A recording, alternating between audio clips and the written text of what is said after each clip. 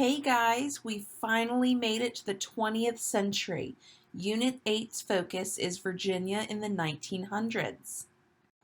Let's take a second to look at the objectives for this unit.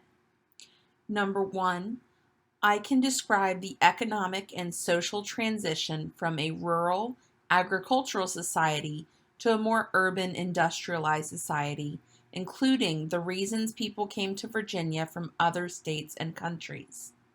Number 2, I can identify the impact of Virginians such as Woodrow Wilson and George C. Marshall on international events. Number 3, I can identify the social and political events in Virginia linked to desegregation and massive resistance and their relationship to national history. And number 4, I can identify the political, social, and/or economic contributions made by Maggie L. Walker, Harry F. Byrd Sr., Oliver W. Hill, Arthur R. Ashe Jr., A. Linwood Holton Jr., and L. Douglas Wilder. Next, let's get some vocabulary out of the way. Technology refers to inventions that solve problems and help make the production of goods and services easier. Allies are nations that support one another in times of war. Segregation is the separation of people, usually based on race. Desegregation is abolishing racial segregation by opening schools, parks, and libraries to people of all races. And integrate means bringing all races together, especially with the use of public facilities to try to ensure equality. So let's take a look at where we left off. The Civil War occurred from 1861 to 1865 and ended with a Union win. At the end, Virginia and the South were destroyed. Slaves were freed, but had nothing they needed to lead independent lives. That led us to Reconstruction, which lasted from 1865 to approximately 1877. During this time, railroads led to industrialization and a shift away from farming. The Freedmen's Bureau helped newly freed slaves get housing, medicine, and other necessities. And Jim Crow laws and black codes institutionalized racism and discrimination in America. Now, at the end of the Reconstruction era, and for many years after, it seemed as though things were looking up for Virginia. The expansion of the railroads had led to a shift from a mostly agricultural economy to a largely industrial or factory-based economy. People were moving to the cities for greater job opportunities and away from farms. The economy was expanding, and the South was rebuilding. However, the United States unfortunately didn't exist in a tiny little bubble. There was a great big world out there, and things weren't going well. 1914 was marked by the beginning of the greatest war in history to that point. Known then as the Great War, it would later become known as World War I, and it involved 32 countries, including the U.S. Over the next 3 years, the United States tried to remain neutral, although it did supply necessary materials to one side and not the other. In the final months of the war, the U.S. was forced to get involved after the killing of hundreds of Americans, which incidentally helped lead to the end of the war. Just 11 years after the end of this war, our economic boom came crashing down. This time period, known as the Great Depression, would last for 10 years, and the majority of America struggled just to put food on the table. This time period included the highest unemployment rates this country has ever seen. Just as Americans could see an end to their struggles, another war broke out. This time, Germany, Japan, and Italy sought greater power and land. Once again, the United States went to war, leaving women to run things back home. Meanwhile, African Americans and other people of color had never stopped fighting for equality, and that fight would soon come to a head. In this unit, we will explore all of these areas. The 20th century is known for more than just war, though. This was a time of making great connections. In 1956, President Eisenhower signed a bill to create the new interstate highway system to connect the entire country. Airports began to replace train stations, and cities began to grow, moving away from small mom-and-pop stores in favor of huge malls. Women also gained the right to vote, and students began using a new technology in the classroom: computers. Another technological advance at the time was the streetcar. In 1888, Richmond, Virginia became one of the first cities in the U.S. to use electricity to run its streetcar system. Streetcars were a combination of a bus and a train. Only one car, but running on tracks. You can see an illustration of a streetcar in the picture on this slide. An overhead wire ran over the streets, and each car touched the charged electric wire with a long pole on its roof. As the streetcars passed, showers of sparks would fly onto the road. Looking at the early 1900s, there are three big events that we need to keep in mind because they affected every facet of life in Virginia throughout the 20th century. First, people began leaving Virginia, especially African Americans, due to poverty and opportunities in the Northeast and Midwest. Second, women fought for years to gain the right to vote. Their marches and hunger strikes paid off because in 1920, the 19th Amendment gave them the right to vote. Finally, America was devastated by the Great Depression from 1929 to 1939 after the stock market crash. Work became scarce and people couldn't feed their families. The New Deal in 1933 helped put people back to work. Through all these years of changes, the U.S. government kept growing, and soon it outgrew the limited space it had. Northern Virginia, just across the Potomac River, offered the perfect place to spread out. When America went to war in 1917 and again in the 1940s, Virginia's growth was even greater. War, as bad as it was, gave Virginia one of its biggest and most important landmarks, the Pentagon. Pictured on this slide, the building in Arlington is the headquarters for the U.S. Department of Defense. Today, about 23,000 military and civilian employees work there.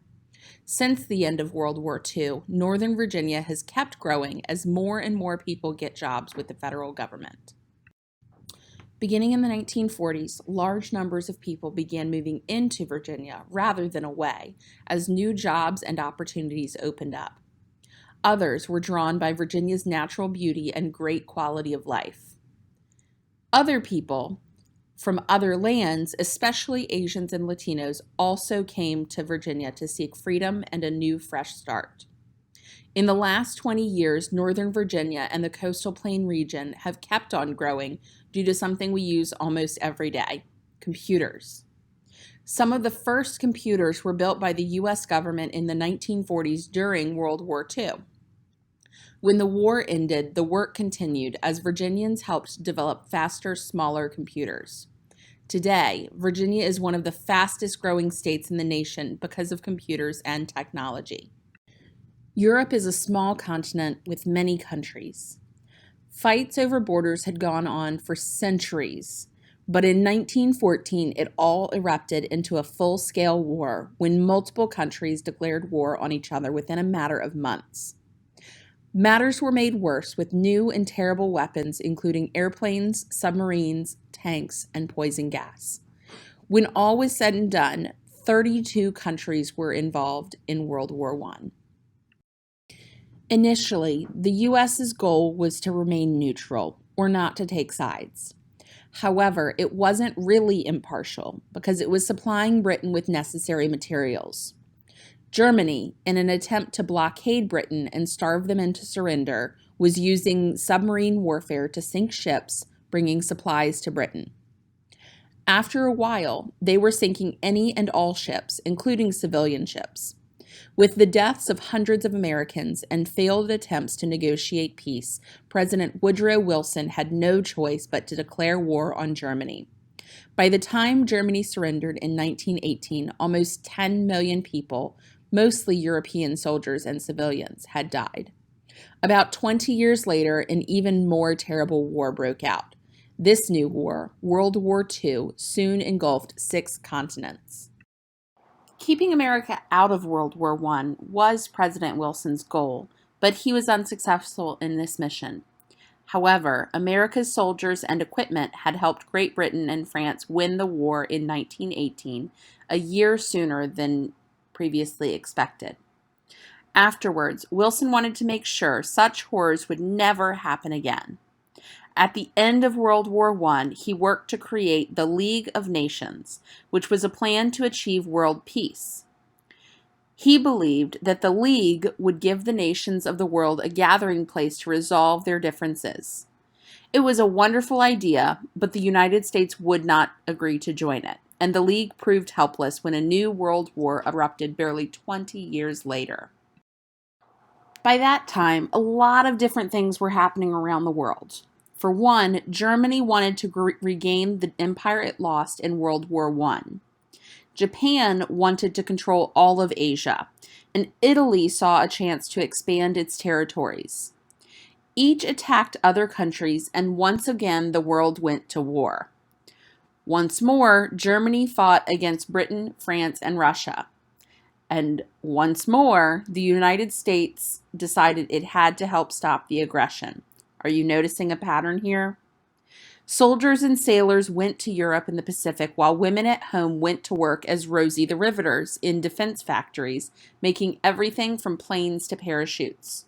More than 100 million soldiers from 6 continents fought. New and bigger planes, along with rockets and both sides, dropped huge bombs and blasted cities. Many millions of people died in one of the saddest periods in all of our history. If you take a look at this map, the yellow countries represent Allied powers. This was the side of the United States.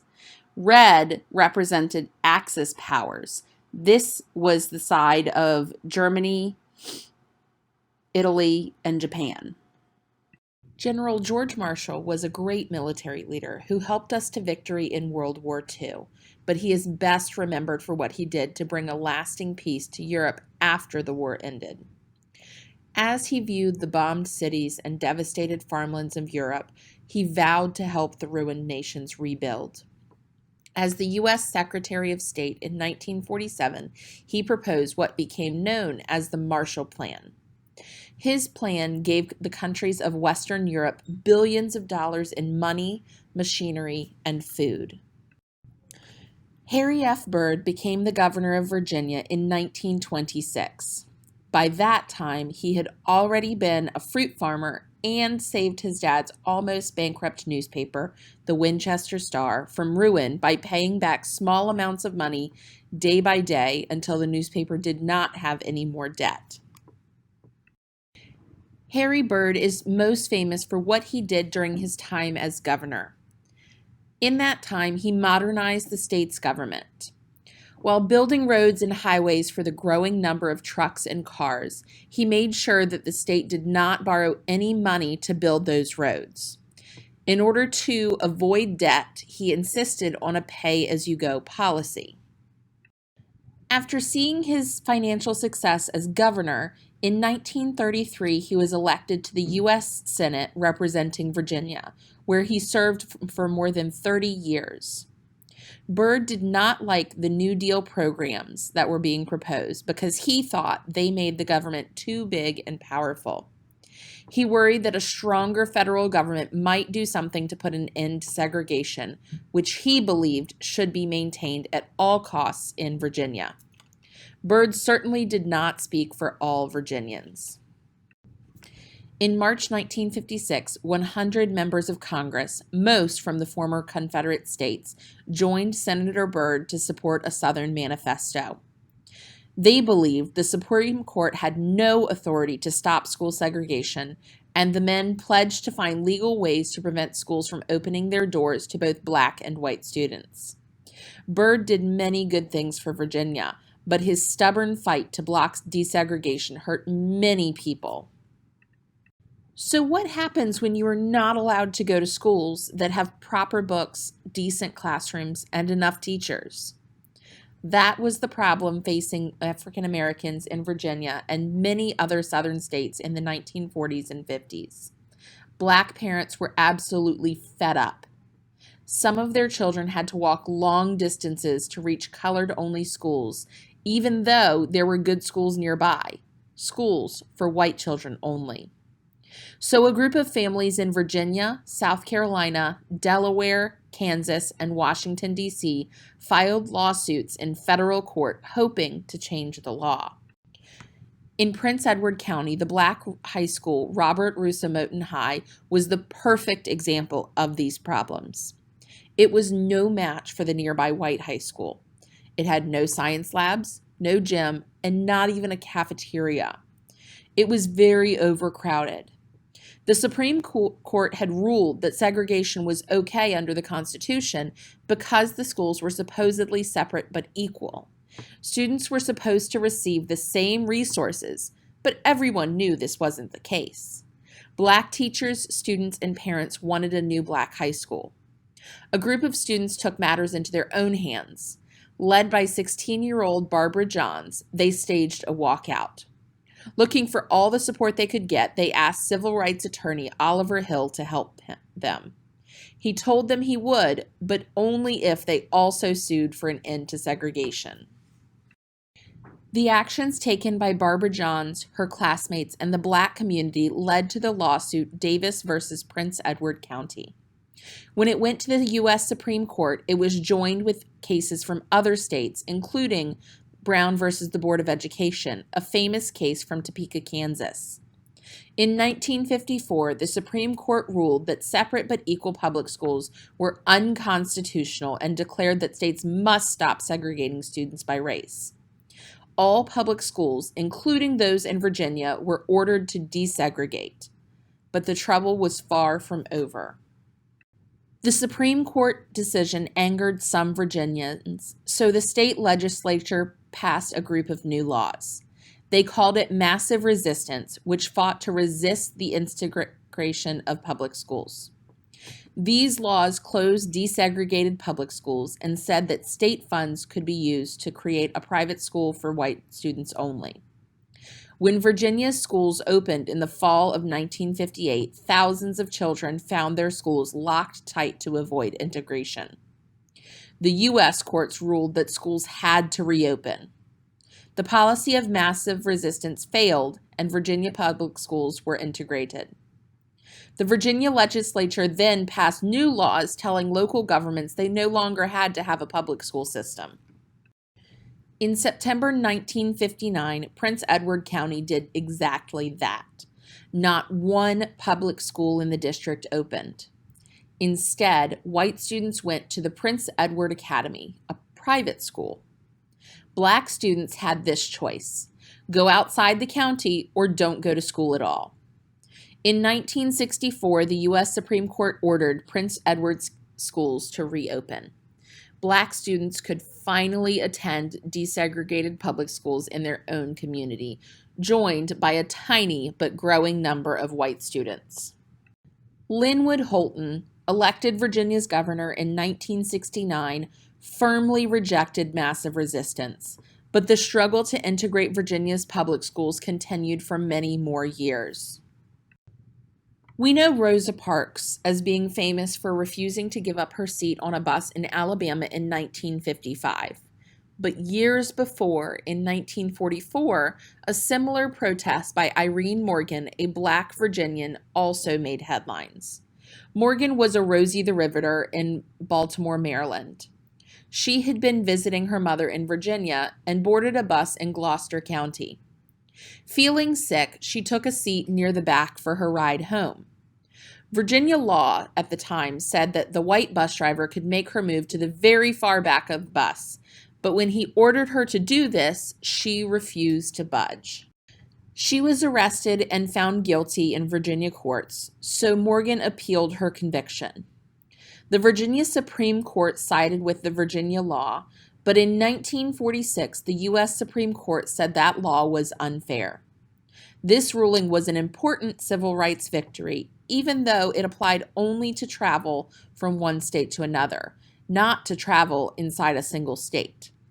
Until Rosa Parks took her famous ride several years later, states could still have segregated buses. Through two terrible wars, Black soldiers had fought and died for America. Black mothers had lost sons, Black children their fathers. Now, as an uneasy peace settled over the world, African Americans were still treated poorly. In the 1940s and 50s in Virginia, as in most of the South, Blacks could not use the same schools, restaurants, bathrooms, water fountains, public parks, beaches, or swimming pools used by whites. They had to sit in separate waiting rooms in the backs of buses and in stuffy balconies in movie theaters. Black Virginians had fought to improve their segregated schools. Now they began working for an end to segregation in the schools. While they were at it, they broadened their fight to include equal opportunities in jobs and housing, along with the right to vote. Civil rights leaders, such as Martin Luther King Jr., believed that the best way to change things was in peaceful, nonviolent ways. Inspired by Dr. King, Virginians began to hold protests, sit-ins, and marches to call attention to all the unfair practices in the Jim Crow South and to finally change the years and years of discrimination. At Thalheimer's, Richmond's biggest department store, Black customers could not eat in the restaurant. In 1960, students at nearby Virginia Union University decided to protest by holding a sit-in at Thalheimer's and other stores. They filled every seat and waited to be served, refusing to leave until they were treated with respect. They did not react when white customers taunted them or shoved them. For trespassing and failing to leave when asked to, 34 students were arrested. Their classmates picketed the store, urging Black customers to boycott, to not stop there. After many weeks, the stores finally gave in and changed their policy of discrimination. Across Virginia, African Americans, especially students, heeded Dr. King's call for passive resistance. Using peaceful means, marches, pickets, boycotts, and sit-ins, they sang "We Shall Overcome" and made their voices heard. But peaceful protests turned violent in Danville, Virginia during the summer of 1963 when a nonviolent march led by high school students ended with the students being beaten and arrested by police. When their parents came to the police station to pick up their kids, they too were arrested for contributing to the delinquency of a minor. It was so frustrating and unfair. Could America ever be a land where people were judged by the content of their character instead of the color of their skin? The 1950s and 60s were years of terrible struggle for African Americans. A lot of hardworking people were tossed in jail as they tried to change unfair laws. The new Civil Rights Act of 1964 finally brought an end to segregation in restaurants, public schools, and elsewhere. 1 year later, the Voting Rights Act of 1965 finally gave Black Americans a voice, this time permanently. Maggie Lena Walker was born in Richmond, Virginia as Maggie Lena Mitchell soon after slavery ended.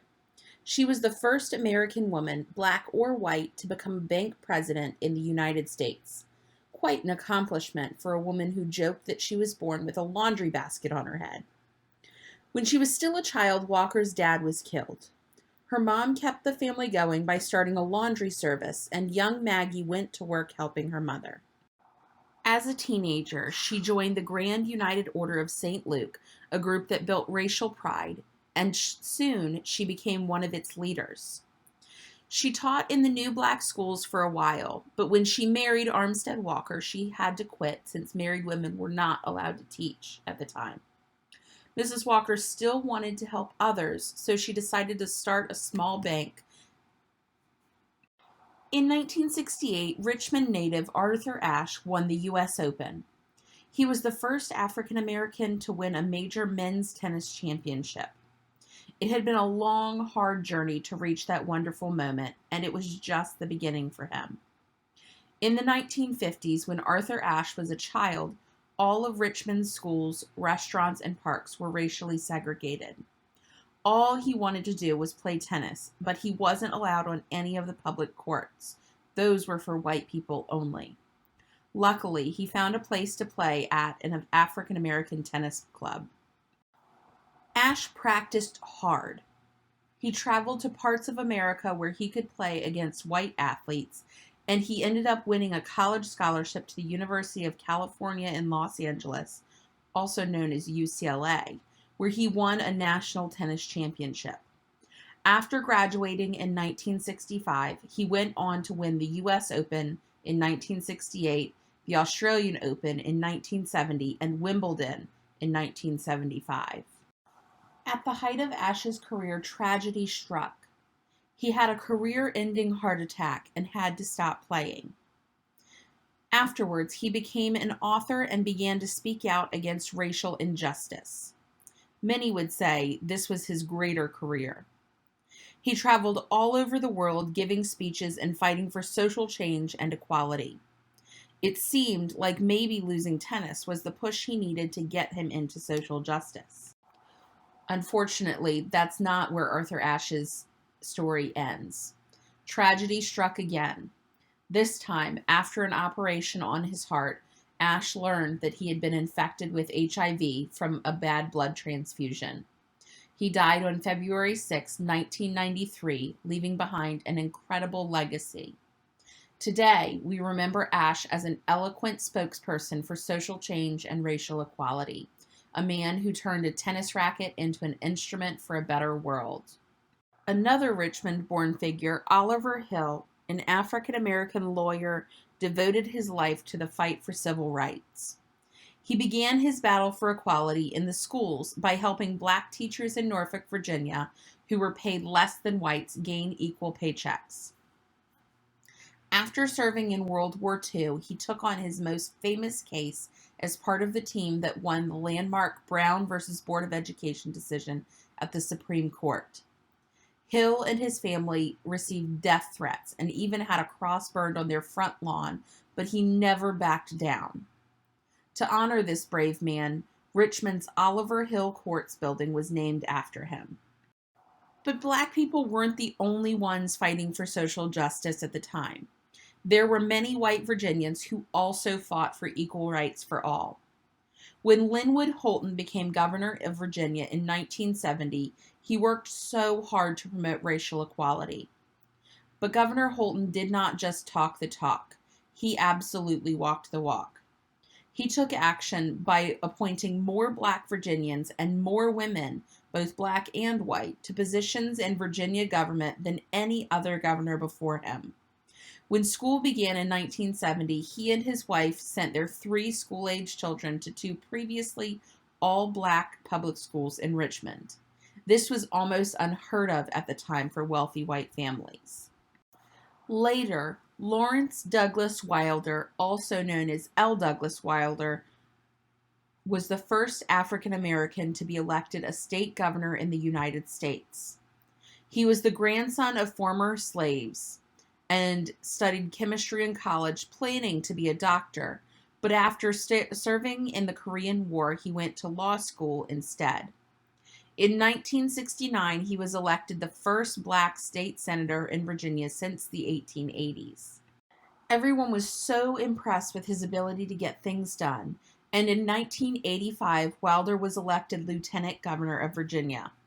4 years later, Virginia's voters elected him as their new governor. Later, he served as mayor of Richmond. From soldier to lawyer to state senator to governor and then mayor, Wilder has devoted his life to Virginia.